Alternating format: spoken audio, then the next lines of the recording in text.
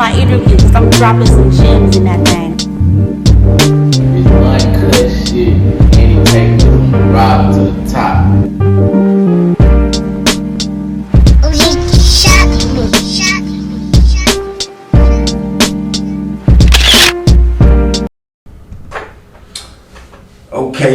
Okay. We back again with another episode of Conversations with OG. Today we got a very special guest. You know, we got the Entrepreneur of the Year. We got Dorail Randolph. What's up with it, man? What's up, you alright? Yes, sir. Man, I've been wanting to do this interview for a while now, and we finally caught up with you. And man, we want to talk about it. Let's get into it. First, let's get into the award you just won. You know, the Entrepreneur of the Year. Man, how was that? Man, pretty much, honestly, I really don't know where it come from, man. It was dropped out to one of my peoples, and he received one, and I received one. He's an entrepreneur as well. Darian Horn, you know, I call him D Horn. We both received one. We started the Young Entrepreneurs. That's just like really opening doors for other small businesses and also vendors who ain't really just really reached out there yet. So I guess just, you know, paying homage and, you know, giving back, you know, it came to us, you know. Blessed for that, you know. Already. So we see they looked out for you, and they basically based the award off of most trending, consistency, opening doors for others, and different and unique style. Okay, let's take it back. Let's take it all the way back, man. I know we talked a little bit off of camera. Where you from? From the club, man. Club. Okay. Where that be exact? That's my section. That's my neighborhood. Okay. How was your upbringing? It was cool, you know. Regular childhood. Mom and daddy, you know, in the same household until a certain point. Then, you know, the basics, you know.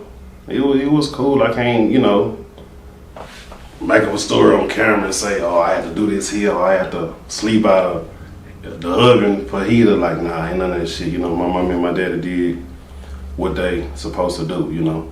Right. So, that's that. So who inspired you to get into a brand? Man, honestly, you know, just getting in trouble, being younger, you know, taking the wrong roads, going to the penitentiary. While incarcerated, I just, you know, I took a couple losses, you know, a couple of people died, and I just wanted to say, said, man, you know, when I come out and be rejuvenated, you know, I ain't gonna never do this again. So I used to just write ideas to be most successful, or what I can do to not leave myself back into that situation. So making a brand was really one of them. But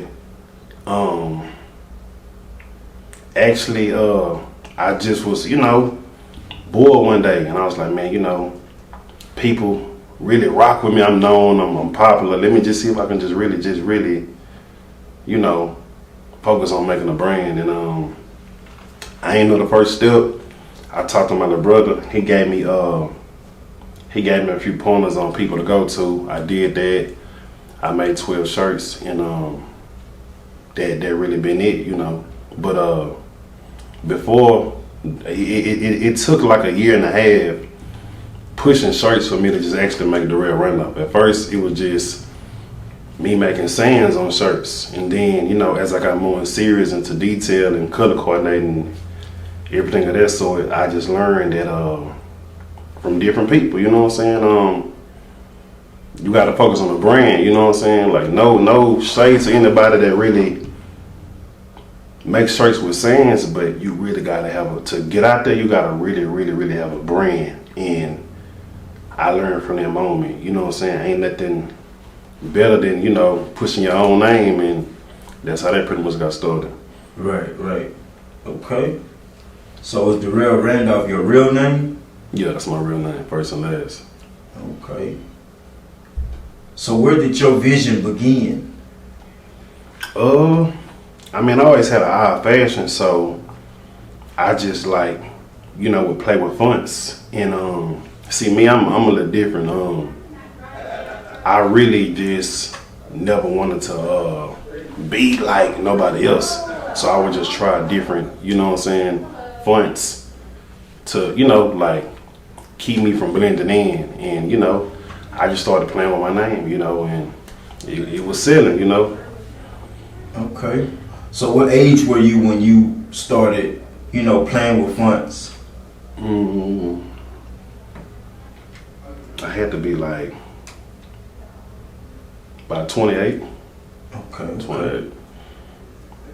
Okay. Did you have anyone telling you not to put Dorail Randolph on the brand? Man, that's crazy. You asked me that, man, because a couple of people have asked me why I got to be your name. Could it be my name? I'm like, well, if it's your name, then you should make you a brand. But this my niche. This what I'm a push.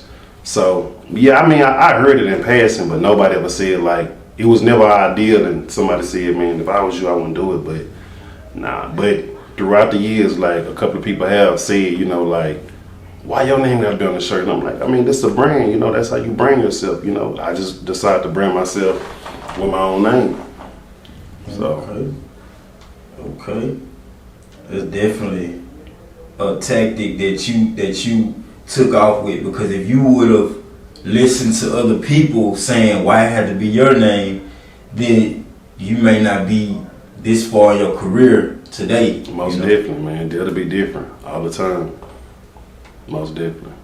Okay, so would you say you was one of the first clothing brands in Houston? I wouldn't say I was the first.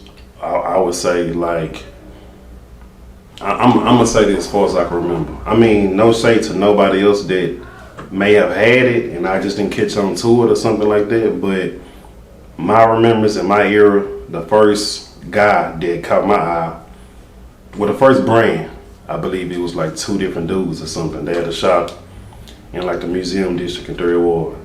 It was Magaziani. They had a storefront. It was cool. This had to be like 06, 07. Like Relevant was doing this thing. And I don't know what happened. I think they stopped or something. But that was the first that I remember. Other than that, I don't really recall nobody else before me. At least not on the South Side. As far as like a brand, like a real brand, like apparel, like, nah, I wouldn't. I don't recall that. Okay. So I would say definitely one of the first brands in the city. Yeah. Okay, Yeah. so we see that you have a shirt, Houston neighborhood tour. What inspired that all the neighborhoods in Houston? What inspired that?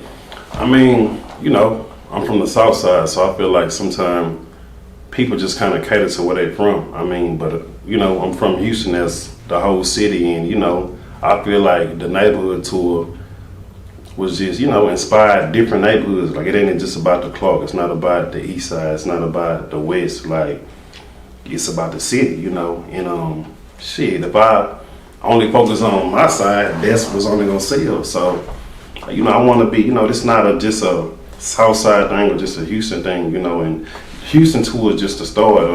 I'm actually gonna do a Dallas one. I'm actually gonna do a St. Louis one as well, a Florida one. But yeah, Houston is, that's home, so that's what I had to start with. And I'm known, so I feel like, I can just really, the real idea of the tour is really a real tour. Like, I slowed down on just pushing apparel, and I want to just focus on pop-up shops to make myself more limited. And that was my idea of that, the Houston tour. So I just really want to go to each neighborhood that's on the tour. I'm actually gonna go to each neighborhood and do a pop-up shop or come damn near close. So that was it. And it started already, I did the address. I did Uptown Hookah, the Locker Room Knicks, you know. Shout out to my nigga Sid. I'm doing Uptown again.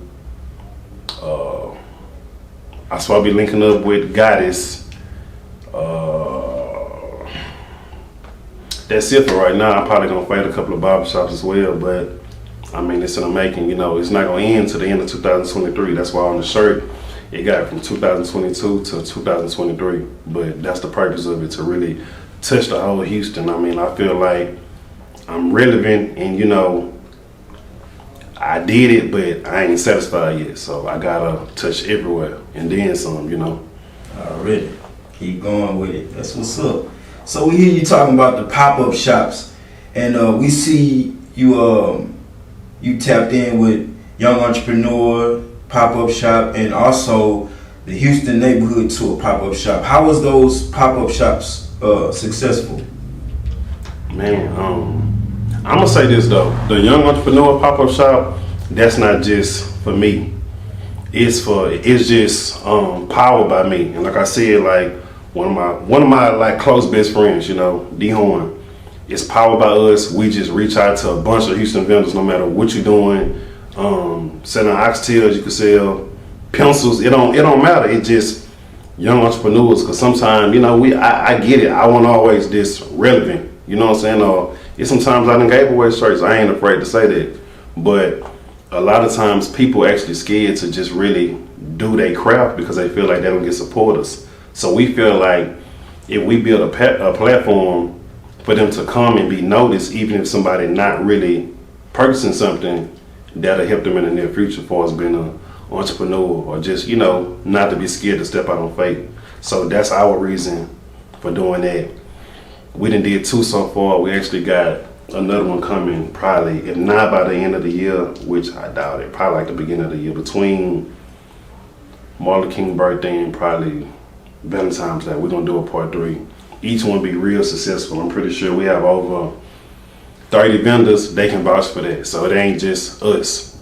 Now, the Houston tour, that's me. That's just me just going backwards. You know, I never really did the footwork. I never was popping trunks, selling shirts. I'll pull up on somebody, but just really I was a little afraid, so I really never did that. So I feel like now I'm established. Let me take it back to the basics, you know, like let me pull up in different neighborhoods, you know what I'm saying? To let people know, like, no matter like how elevated I am now, you know, I'm still humble, you know. I'm these the streets that made me who I am. So, you know, that's the reason for doing the Houston Neighborhood Tour, you know.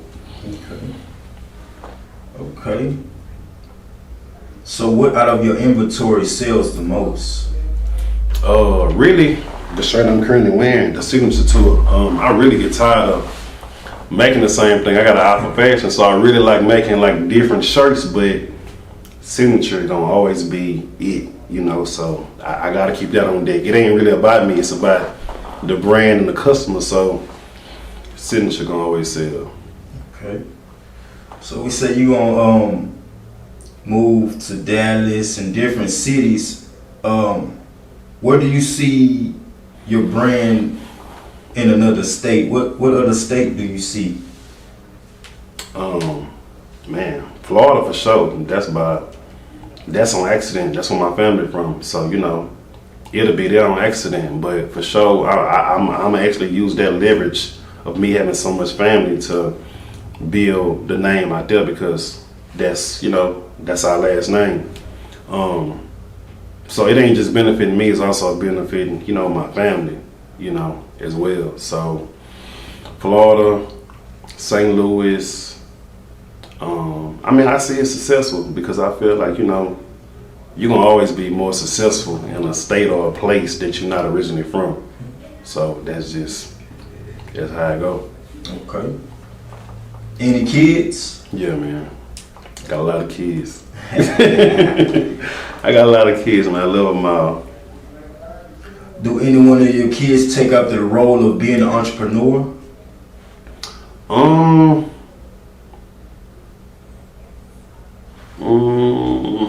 I wouldn't say right now, but I say, you know, another inspiring thing.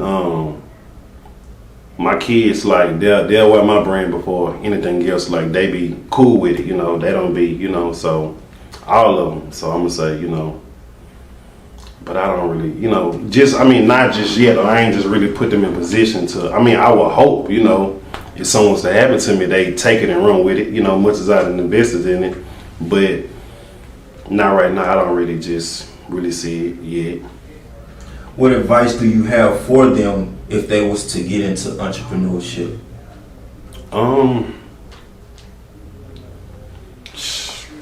Like mistakes that you made or stuff to avoid. I'm gonna say this.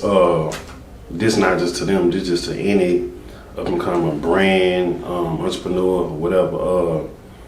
If this is something that you really, really, really motivated by and want to do, take your time. A lot of people get in, and I'm just speaking for us clothes wise. Like, a lot of people get in and feel like if I have X amount of inventory, that's gonna make me sell it faster. It's not. It's all about what catches somebody's eye, what's different. And I would just say this: whatever it is, even if you're selling cakes or cookies, start out with just a dozen.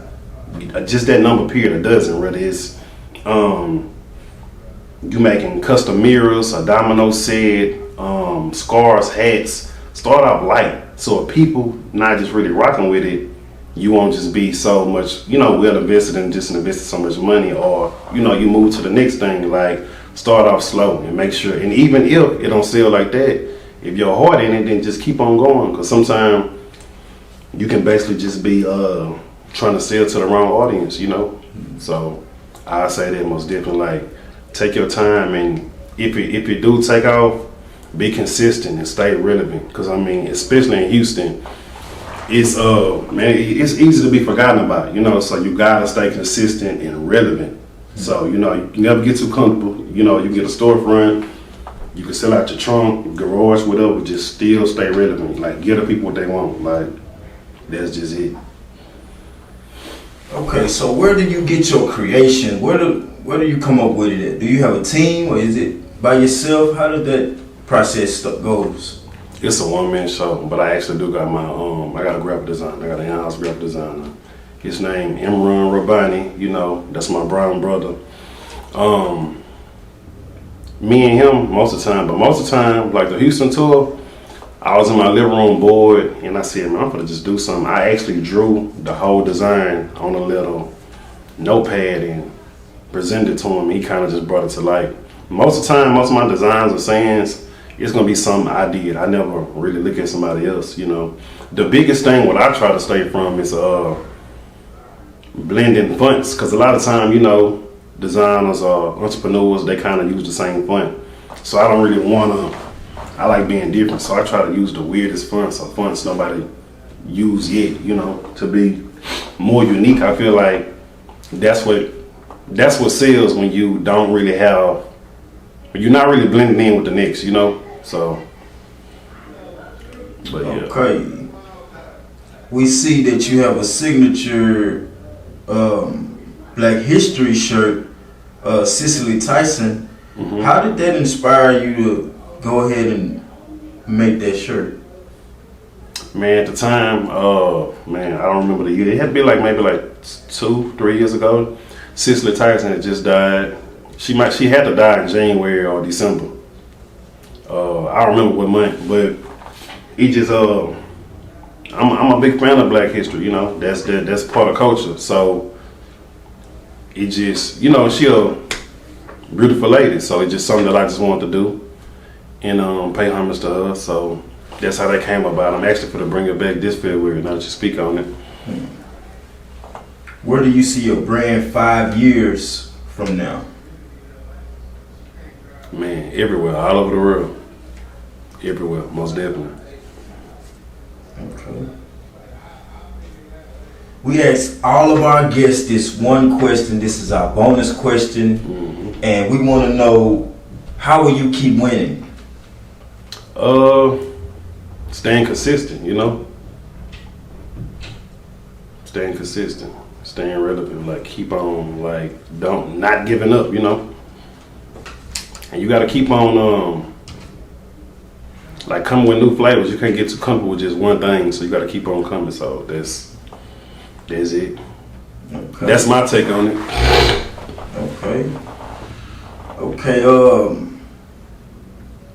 Let's do this. Kelly Rowland or Beyonce Knowles? I'm gonna take Kelly, man. I'm a chocolate man. Kelly Rowland. Okay. Wait. We saying looks or we talking about talent? Just all around the board, because you know, a lot of people always compare the two. So would you go with Kelly Rowland or would you go with Beyonce? I'ma still say Kelly. Okay. She more humble, you know. Right. Okay, we got Sugar Ray Leonard or Floyd Mayweather. I say Floyd, man. Floyd. Okay. The south side of Houston or the north side of Houston? The South. For certain, the South. Conversation with OG on OgShotME TV. Make sure y'all tune in to the next episode. Any shout outs you want to do before we get up out of here? Yeah, for sure. Man, to all the brands in Houston, man, like, shout out to them, you know. Y'all keep going, y'all keep staying consistent. DeJour France, you know, Terry Lynn, straight pressure, applying pressure over everything, up and active, man, Rich Guard, Hustle Junkie, Passion Originals, First Look, who I'm missing?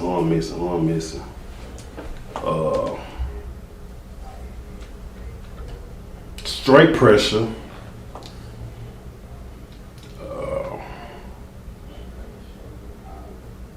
Pimperelli. I mean, that's really it from my top, you know. Any hustler, you know, I salute them. But entrepreneurs, clothing brands for sure, you know, shout out to all y'all. You know, y'all stay consistent, stay relevant, stay positive, keep mashing, you know. Already. Okay, where can the people reach you on social media?